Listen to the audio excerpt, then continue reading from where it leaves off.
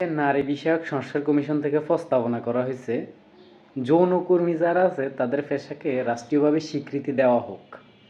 হ্যাঁ, আমার প্রশ্ন হচ্ছে এই প্রস্তাবনাটা যারা করছেন আপনাদের কি শেষ বয়সে এসে যৌনকর্মী হওয়ার কোনো ইচ্ছা আছে?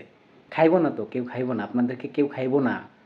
আপনাদের চেহারা সুরত এবং বয়সের যে অবস্থা, এই অবস্থা আপনাদেরকে মাগনা কেউ খাইব না।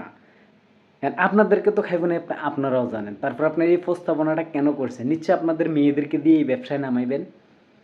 আপনাদের মেয়েদেরকে দিয়ে, আপনাদের ছেলেদের বউদেরকে এই ব্যবসায় নামানোর চিন্তা ভাবনা আছে আপনাদের, না? যত সব নাস্তিকের বাচ্চাগুলারে নারী বিষয়ের সংস্কার কমিশনে ঢুকাইছে, তোদের সংস্কার কমিশনের মধ্যে প্রস্তাব করি, আর তোদের যে প্রতিবেদন সেই প্রতিবেদনের মধ্যে প্রস্তাব করি।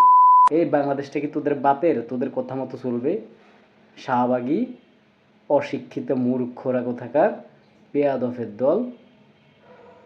তোদের এসব চিন্তা ভাবনা, নোংরা চিন্তা ভাবনার মধ্যে পুরো বাংলাদেশের মানুষ একসাথে প্রস্রাব করি আমরা।